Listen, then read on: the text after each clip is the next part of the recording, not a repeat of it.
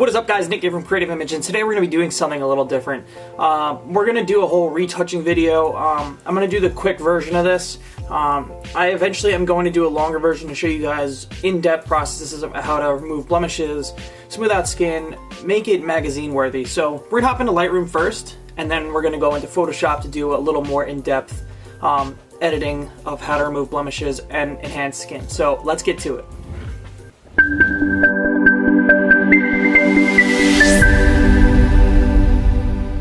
Alright, so since it wouldn't be fair to use someone else's picture, I figured we'd use my ugly face. I actually don't have too many blemishes right now, but I'll show you how to do this with just a picture of me. Yeah, it's a really ugly picture, but here we are in Lightroom. We're in the library module right now. We're going to switch on over to the develop module real quick. Alright, so we're not going to worry about adjusting this image however we wanted to. Whatever, we're not going to do that right now. I'm going to keep everything basic. We're just going to go right into fixing face. So I have plugins made specifically to soften skin. I forget what this one is. Oh, it's called Mixology. I'm going to do another video on how to get all these. You get everything you see here on the right hand side here, and you get all these like quick plugins. This was the first like plugin slash adjustment presets that I've had, and I used them for the longest time. But I'm going to show you guys how this skin softening brush is set up. So if you want to do this without having the preset, all you do is you come down here in your brush panel, click it. It's going to look like this. You're going to click this, and then once you're here, you're going to, it's probably going to be set onto whatever you have. Exposure, it doesn't really matter. Just make sure everything in your panel is set to 0, 0, 0, 0. So once you're at a fresh brush, you're going to set your settings to somewhere around here. It's different for each people, but all you adjust for this is your clarity and your sharpness. That's all you're going to be doing, and you're going to bring them down negative. This brush is a little too strong for me, so I always bring it down to like -20, -15. To start, and I'll play from there. And then the sharpness, you obviously want to bring down because it softens the skin. If you bring it up, it's going to bring out all the blemishes, all the pores, and stuff like that. So you're going to bring it down to about the same thing, about -20, -15, and you're going to play with it. And that's all you need to do. And then what you do is you take your brush and you paint over the skin nice and softly. If you want to see what you're painting, you hit O, and it'll show your mask overlay, and you just continue to paint. Obviously, I have a beard. You probably won't be editing if you're doing like model work, unless it's a guy.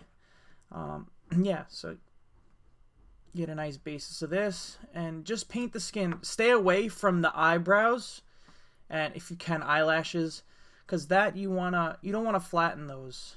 You kind of want to bring those out, especially for women. Women usually have really straight eyebrows, and eyelashes are usually done with mascara, so you want to do that. So here it is, a little softer. Like I said, you come and you play with it if you want adjust the clarity and bring it down more, which that looks really fake. So like I said, try to keep it like 120, 115, 130, somewhere around there. You don't want it to look fake, you want it to look natural. So even that, I think, looks a little too fake for me. So we're going to go like 19. And then sharpness, like I said, if you come here and bring the sharpness up, you see how you see all my pores and all the little hairs? You don't want to bring it up. You want to be down. I'm going to say 23. Looks pretty good to me. Okay, so you hit enter, and your brush is set. So let me bring you guys in nice and close.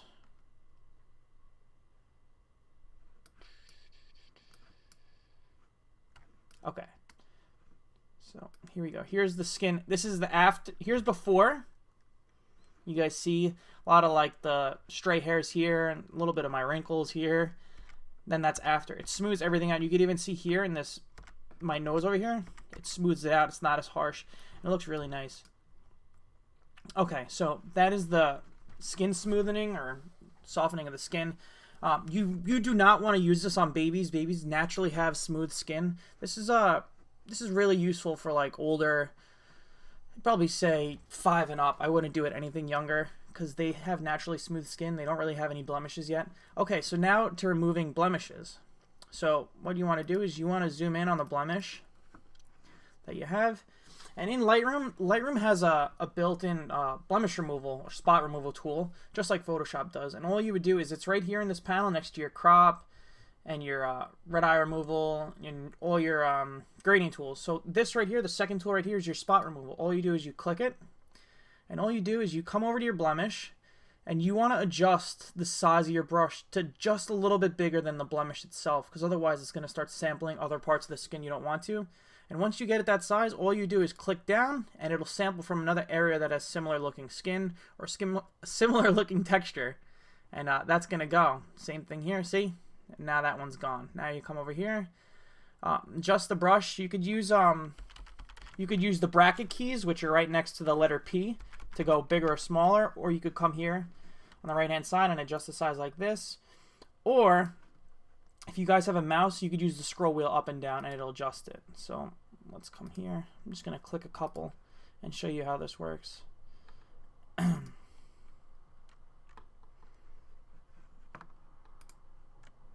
You don't want to be too big, like I said, just a little bit above the area. And then let's see what else we got. We're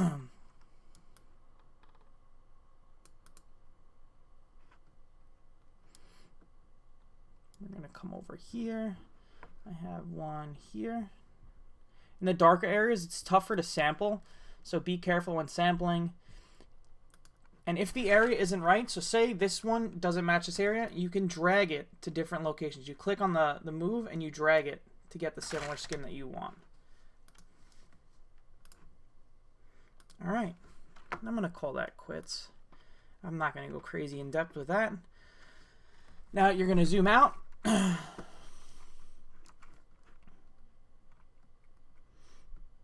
have a couple up here that we'll get rid of.